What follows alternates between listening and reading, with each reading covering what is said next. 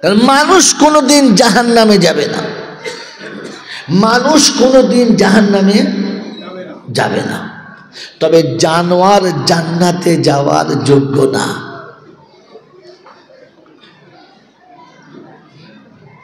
আমরা রেগে গেলে, বিরক্ত হলে কি বলি? আচ্ছা জানোয়ারের পাল্লায় পড়লুম তো, বলি না? বলি না? এই শব্দটা ঠিক না ভুল? যদি বলেন কোন দিক থেকে? ভাই এটা শেখার নাম, জলসা শেখার নাম। খালি হাঁ করে শুনলাম আর চলে গেলাম, গল্প তো হচ্ছে ইনশাল্লাহ, গল্প শোনাবো। বলেন আমি বাপ হয়ে বাচ্চার উপর রেগে বললাম জানোয়ার, বড় হয়ে ছোটকে রেগে বললাম জানোয়ার, বন্ধু হয়ে বন্ধুর উপর রেগে গিয়ে বললাম জানোয়ার, এই শব্দটা ঠিক না ভুল? যদি বল ভুল। কি কোন দিক থেকে?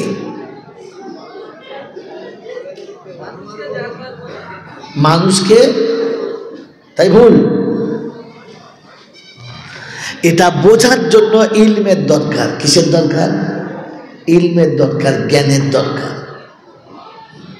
ওই জ্ঞানটা অর্জন করার এটা হলো সেন্টার, এটা হলো যদি বলেন সেন্টার।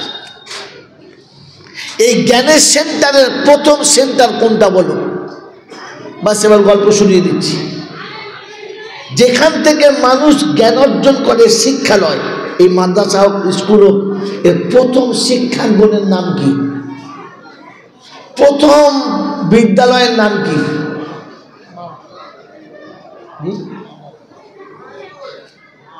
প্রথম বিদ্যালয়ের নাম কি? আর প্রথম শিক্ষাঙ্গন কোনটা? বলেন, তাড়াতাড়ি বলেন। আরে এত ছোট করে কেন ভাবো, বড় করে ভাবো না। প্রতিটি বাচ্চার প্রথম শিক্ষাঙ্গ হচ্ছে সেটা মা বাবা। আমি শিক্ষা প্রতিষ্ঠানের প্রথম প্রতিষ্ঠানের নাম কি? কিচ্ছু শোনেন না বাবাজি, শুধু খালি সূচের মাথায় সুতো পড়ান আর মনে মনে করেন আমরা খুব বুঝি। এক কলম বোঝেন না, কিন্তু মনের মাথায় চার দোকানে এমন ভাব নিয়ে বসে, মনে হবে শালা সব বোঝে, এদিকে কিছুই বোঝে না। প্রথম মাদ্রাসার নাম কি?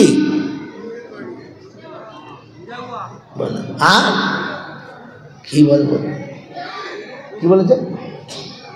বলে তেমন না, ভুল গেছে, খানিক দূর গেছে, খানিকটা গেছে। মেরে মহতম দোস্তর বুজুর্গ, পৃথিবীর যত কলেজ আছে একদিন বন্ধ হয়ে যাবে। শিক্ষার প্রথম স্টেশন কখনো বন্ধ হবে না। এবারে বলেন, পৃথিবীর যত শিক্ষালয় আছে সব শেষ হবে, কিন্তু এই শিক্ষা প্রথম শিক্ষালয় কখনো শেষ হবে না। জানেন না, ইলমে দ্বীন শিক্ষার প্রথম প্রতিষ্ঠান হলো আরশ। প্রথম টিচার হলেন আল্লাহ, আর প্রথম ছাত্র হলো আদম। ওয়াল্লামা আদামাল আসমাআ কুল্লাহা। শিক্ষা এখান থেকে চালু। কথা বুঝেছেন? আর পৃথিবীর জমিনের যত শিক্ষাঙ্গন আছে তার মেন সেন্টার হলো মসজিদে নববী।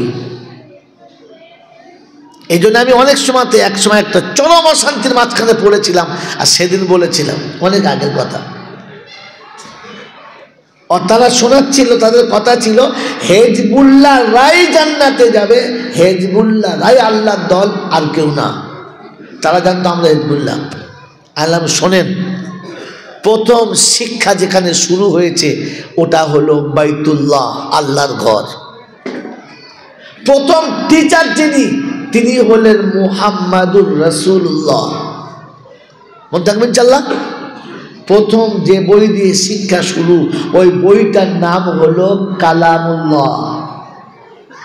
আর বাইতুল্লাহতে রাসূলুল্লাহর সামনে কালামুল্লাহ যারা শিখেছেন ওরাই হলো হিজবুল্লাহ। উলাইকা হিজবুল্লাহ। তুলুন হাদিস আর দেখুন, আল্লাহ নবী বলছেন উলাইকা হিজবুল্লাহ।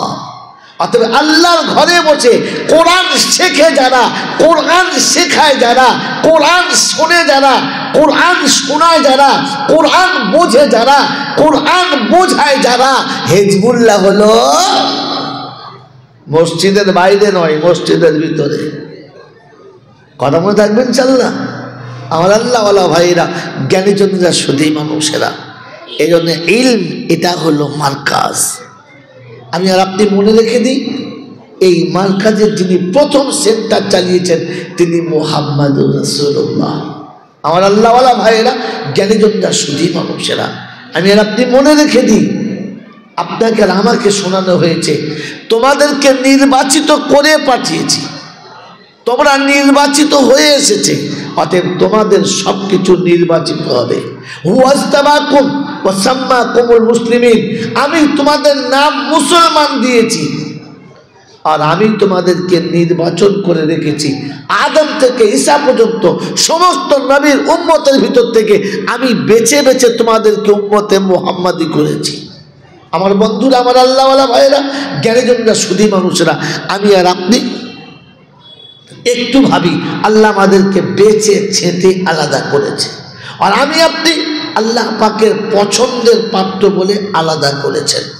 আপনার আমার চলার পথে, বলার পথে কখনো ভেবে দেখেছি আমি আল্লাহ পাকের সেই নির্বাচন করা, সেই ছেঁটে বেছে রাখার মর্যাদা রেখেছি না রাখি নাই? আমার বন্ধুরা, আল্লাহ পাক আপনাকে আমাকে শুনিয়েছে ওয়াসাম্মাকুমুল মুসলিমিন, তোমাদের নাম মুসলমান। মোটামুটি এখান থেকে শুরু করেছিলাম, এবার শোনাচ্ছি আমরা মুসলমান ইনশাআল্লাহ। জোরে বল মুসলমান ইনশাআল্লাহ। তো এই মুসলমানের জন্য কার কাছ থেকে নিতে হবে? নবীর কাছ থেকে। আল্লাহ নবী বলেন মান সালিমাল মুসলিমুনা মিন লিসানিহি ওয়া ইয়াদিহি। আমি রাসূল বলছি মুসলমানের নমুনা শোনো।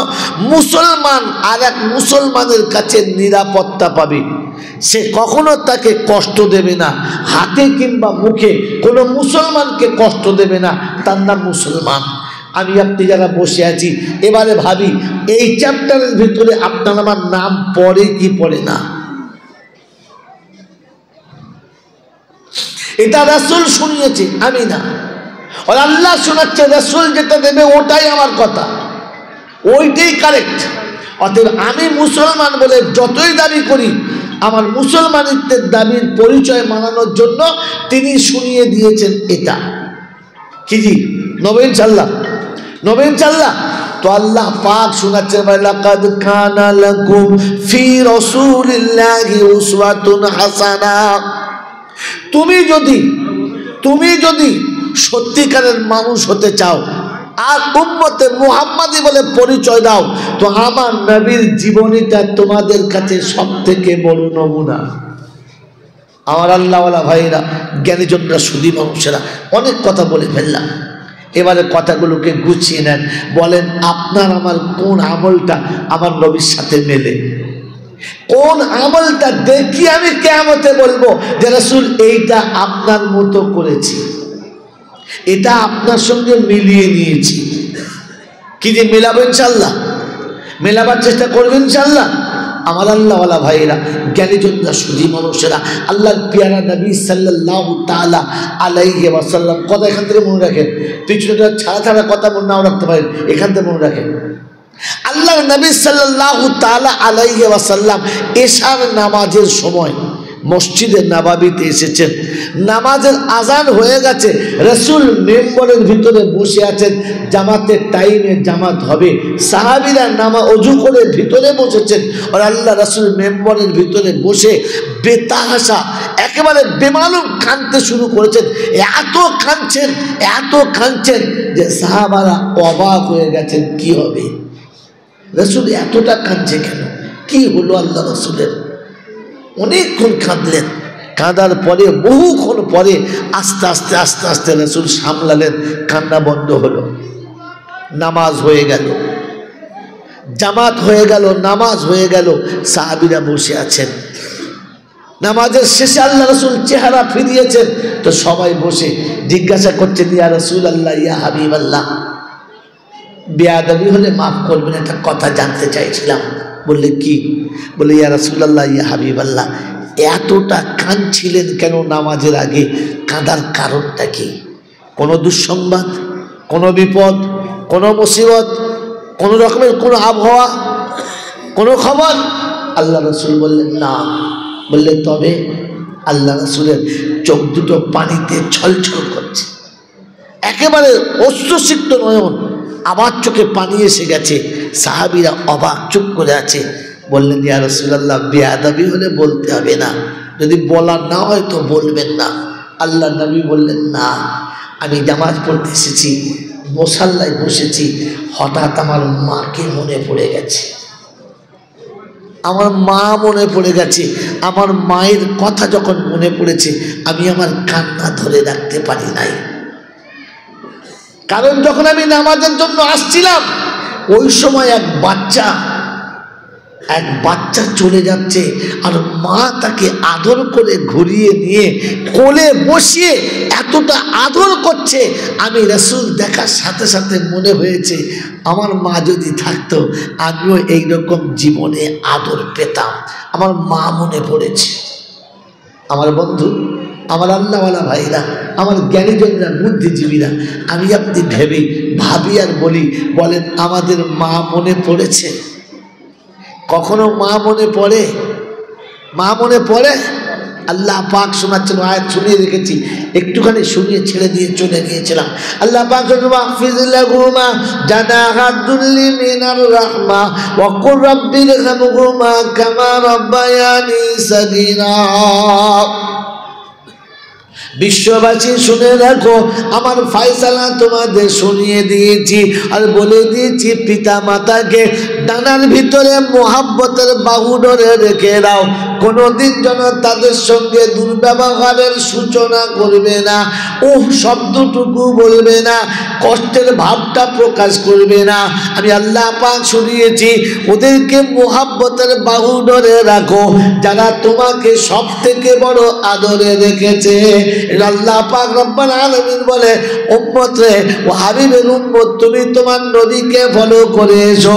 ওয়া মা আতাকুমুর রাসূলু ফাখুযুহু, তোমার রাসূল তোমাকে যেটা দেবে ওইটা তুমি সাথে নাও, ওইটা ছেড়ে কোনোদিন আসবে না। তুমি যদি মুসলমান হও তো নবী শোনাচ্ছে, হাতের দ্বারায় মুখের দ্বারায় কোনো মুসলমানকে কষ্ট দেবে না। এ বাপজিরা, সোনার লালেরা, জ্ঞানীজনেরা, শুধু মানুষেরা, বিশ্বনবীর সব থেকে আদরের বিবি আম্মাজান খাদিজাতুল কুবরা পৃথিবী ছেড়ে, দুনিয়া ছেড়ে চলে যাবার সময় বড় কষ্ট পাচ্ছেন, চেহারাটা মলিন হয়ে গেছে, চেহারা একেবারে মলিন, খুব কষ্ট হচ্ছে।